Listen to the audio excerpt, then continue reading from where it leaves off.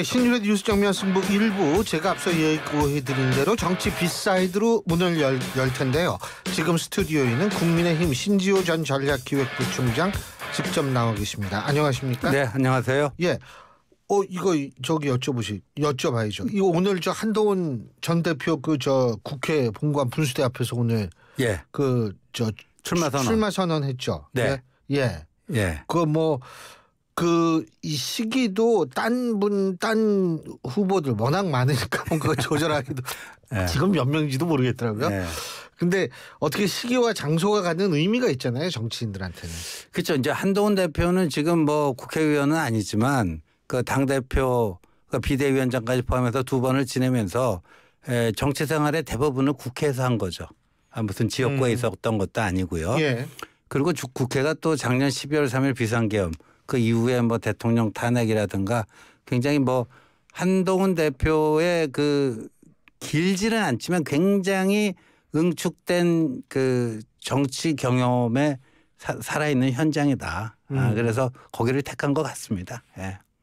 근데 뭐 하여간 아무래도 한동훈 전 대표 주위에서 또 신지호 의원님, 우리 신 박사님만큼 이 경험과 이론에 통달하신 분이 없잖아요.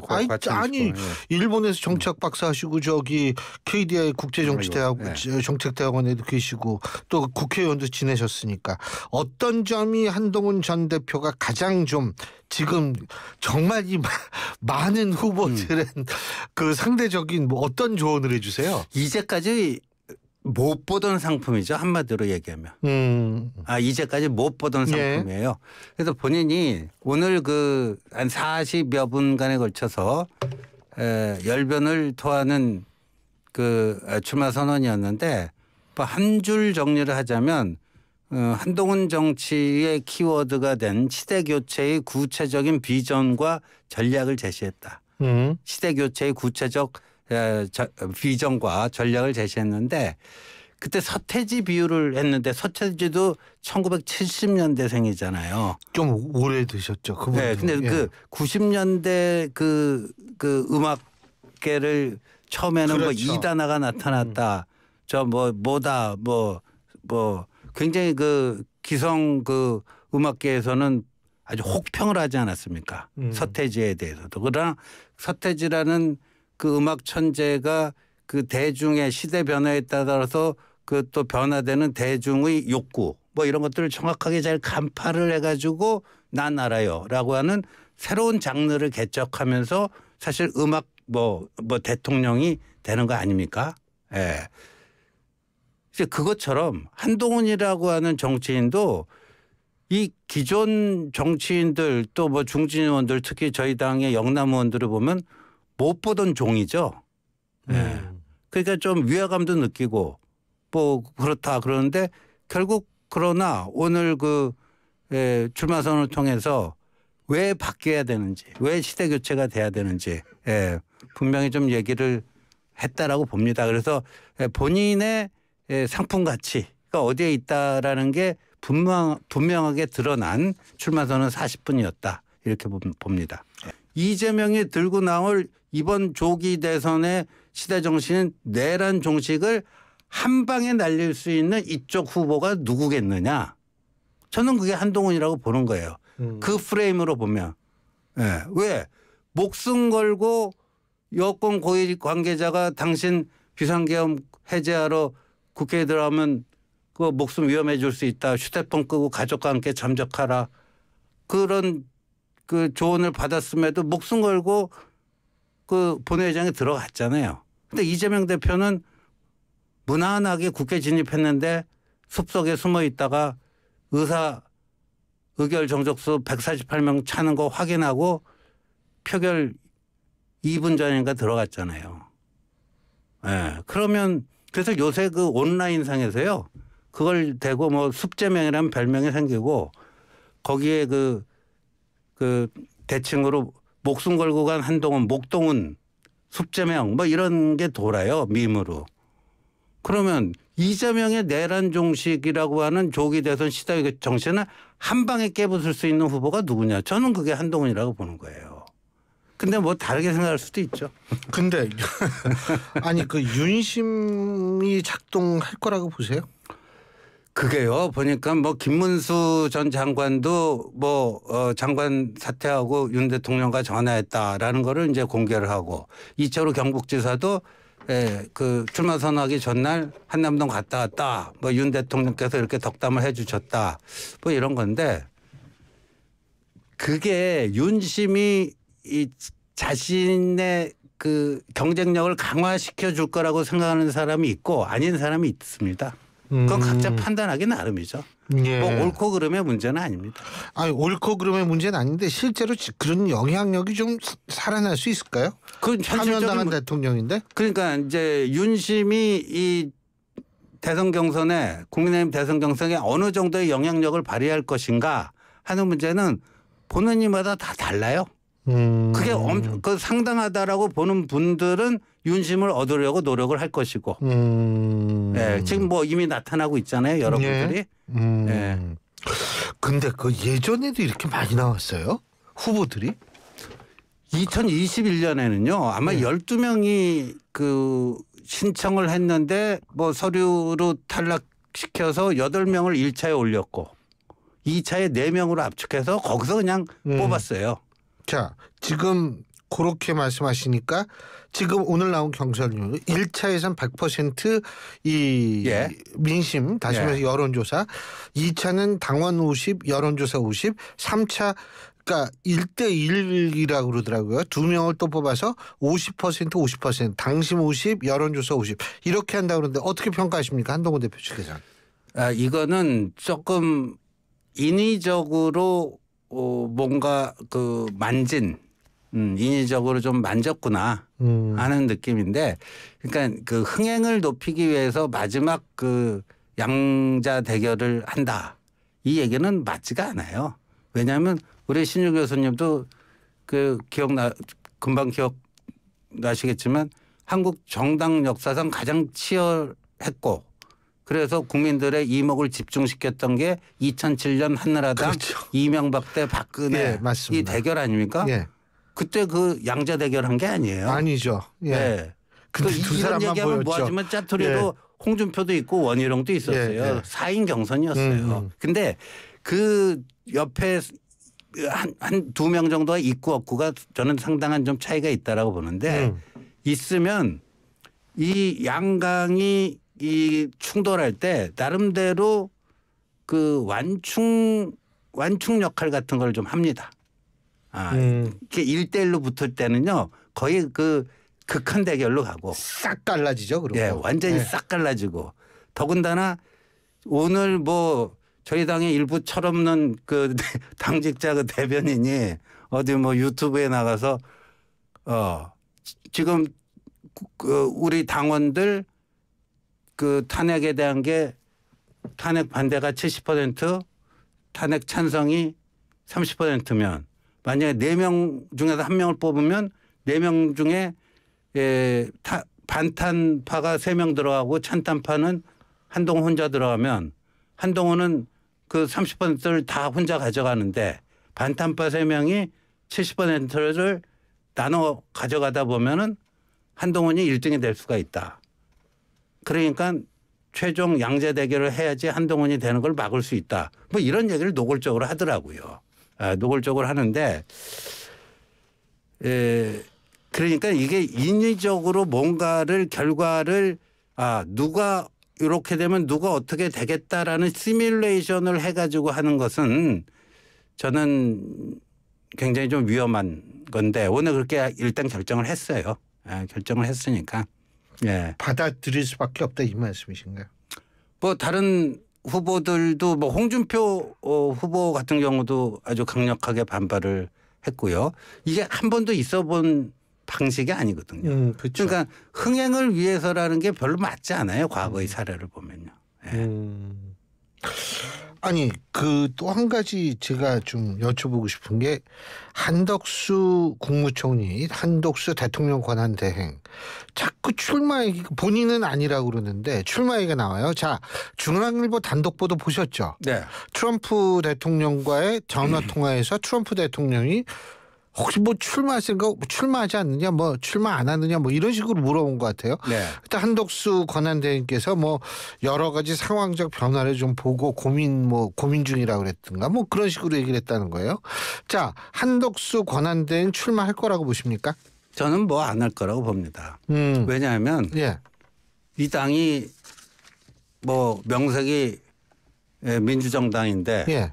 뭐 추대가 불가능한 건 아니지만 추대를 하지 않는 한 한덕수 권한대행께서 그런 결심을 내릴 가능성은 거의 희박해 보입니다. 그래서 이 한덕수 대망론을 자꾸만 띄우는 거는요. 한마디로 얘기하면요. 좀 없어 보여요.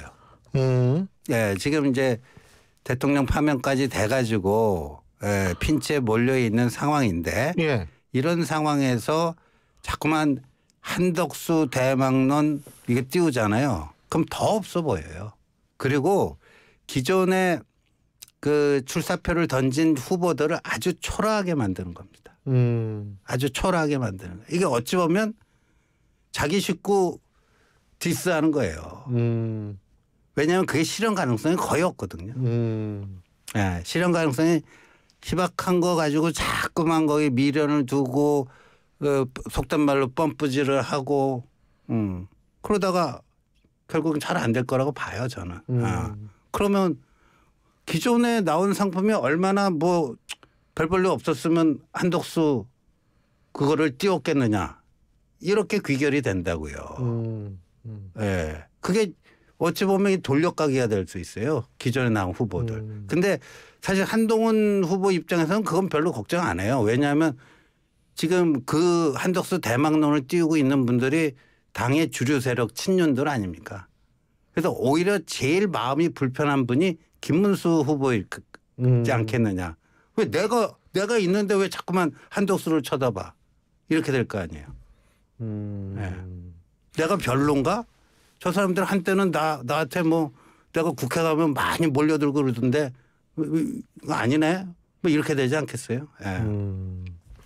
아니 어제 저희가 황미어 선거관리위원장 인터뷰를 했는데 제가 그 매일신문에서 뭐라고 나왔냐면 꽃가마론이 나왔어요. 한덕수 꽃가마 타나 뭐 이런 거 나왔었는데 그래서 이 꽃가마 탈 수 있나요? 그랬더니 당원 당규상 그 꽃가마는 없답니다. 예. 네, 저희 당이 민주정당입니다. 예, 그렇죠. 예. 근데 이재명 전 대표 오늘 출마 선언을 했는데 많은 기자들이 주목하는 부분이 있어요. 네. 그 OTT 방식의 다큐멘터리로 이제 그 영상을 한 11분짜리 영상을 저거랬는데 보셨어요? 네, 저도 봤습니다. 예. 길지 않아서. 예. 그거 어떻게 평가하십니까? 되게 여유로운 영상이었다. 굉장히 여유로운 영상이었고 근데 절박감 같은 건 별로 느껴지지가 않았습니다. 예, 그만큼 거의 뭐 다 된 것처럼 벌써 이렇게 여유 부리시는구나 하는 느낌이 들었습니다. 거기에서 사실 그 패션의 정착도 있는데 니트를 입었잖아요. 그렇죠. 이재명 대표 이게 니트를 입으면 사람이 굉장히 좀 이 온화해 보이는 그런 게 있거든요. 저도 그거 느꼈어요. 아 그러셨어요? 제가 뭐 여러 가지를 뭐 자기 비전 키워드 중심으로 설명을 하더라고요. 근데 뭐 먹사니즘이네 잘사니즘이네 기존에 뭐 이재명 대표가 얘기했더니까 뭐 또 그 얘기 하나보다 그랬는데 제가 좀 귀에 거슬리는 게 한 두 가지 있었어요. 하나는 생명 중시. 이재명 대표 주변 분들이 겪었던 최근의 상황하고는 전혀 다른 얘기고 두 번째는 뭐 100번 김구 선생까지 소환하면서 문화 강국 얘기하면서 소프트 파워 얘기를 해요. 소프트 파워하고는 조금 대척점에 있는 게 이재명이라는 정치인 아니냐. 아니 그 본인이 얘기했잖아요. 권력은 잔인하게 써야 된다고. 그러니까 이재명 대표는 그런 의미에서 보면 하드 파워 중에서도 아주 그 극단에 있는 하드 파워 구사를 하는 분이죠. 쉽게 얘기하면 돈과 권력이죠.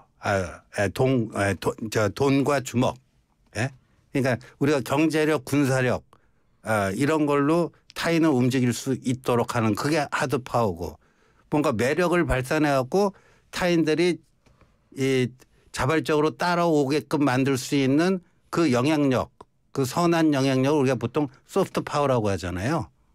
이재명 대표가 소프트 파워, 그 니트 있고 소프트 파워 얘기를 하니까 굉장히 어울리지 않는 그런 느낌을 강하게 받았습니다. 자, 국민의힘 경선으로 다시 들어가서요.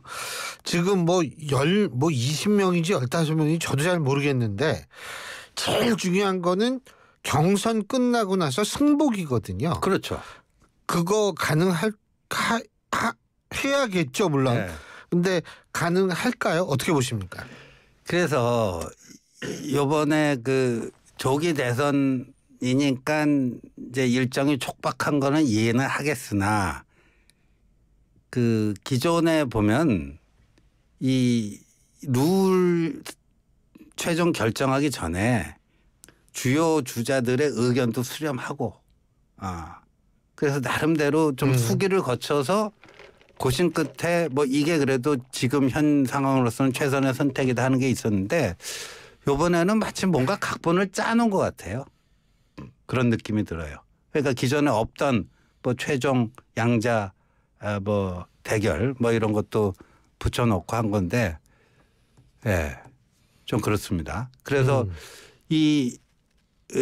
이거를 굉장히 공명정대하게 한치의 오차도 없이 관리하지 않으면 굉장히 이 진행 과정에서 잡음이 심하게 나고 단순한 잡음을 넘어서 굉음이 나고 이게 뭐 쪽박 깨지는 소리까지로 가면은 그럼 국민의힘은 이제 후보가 누구 하나 선출된다 할지라도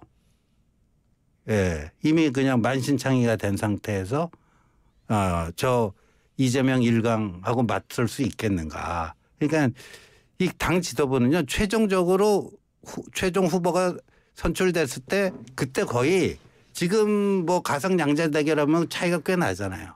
그러니까 이 컨벤션 효과를 통해서 최종 후보가 선정됐을 때 거의 이제 이재명 대표랑 거의 붙어 있는 그 정도의 목표치를 가지고 해야 되는데 좀 우려되는 지점이 여러 가지 있습니다. 예.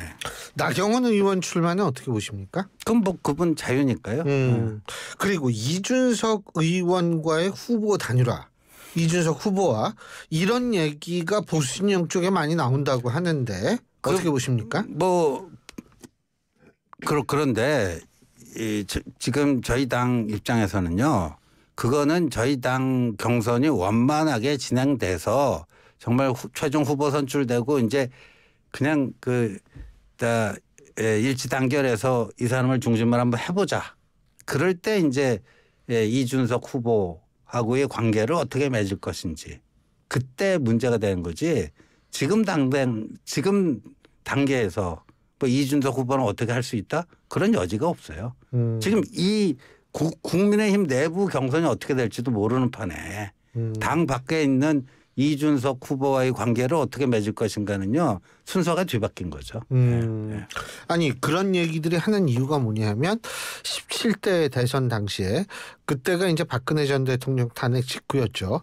근데 그때 당시에 4월 넷째 주 한국갤럽 여론조사를 보면 조금 그 자유한국당 지지율이 너무 민망할 정도로 그때 3배 차이 났어요. 더불어민주당이 3배 더 많았어요. 지지율이. 그리고 4월 마지막 주 그때는 뭐냐면 더불어민주당이 경선 다 끝나서 안희정 당시 후보도 이제 떨어지고 반기문 총장 같은 분도 안 계시고 했을 때 문재인 당시 후보의 지지율이 41% 나왔거든요. 그때 당시 자유한국당 후보가 누굽니까? 홍준표 후보 아니에요? 홍준표 후보의 지지율이 12% 나왔어요. 그것도 3배 이상 벌어졌어요. 그런데 이제 막상 선거 뚜껑을 열어보니까 진보 진영 후보들의 지지율 합 문재인 후보 플러스 심상정 후보의 득표율 합이 중도 보수의 득표율 합. 저 홍준표 플러스 유승민 플러스 안철수 후보들의 득표율의 합보다 적었거든요.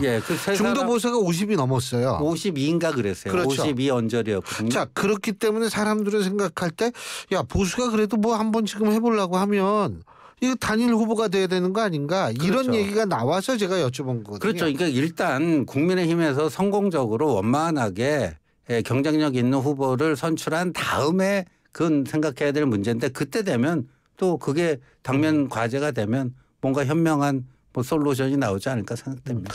한 가지만 더. 이번 선거가요.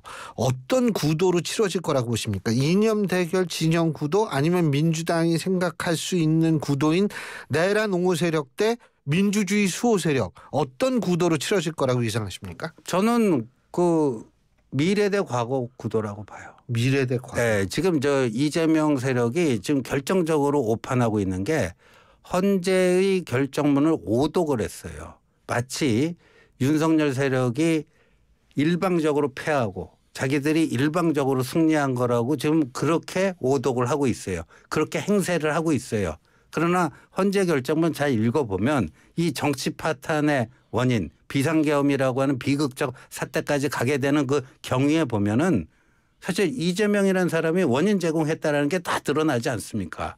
이재명 역시 윤석열 대통령처럼 뭐 비상계엄 이런 걸 한 건 아니지만 출탄핵한 거 맞고, 예.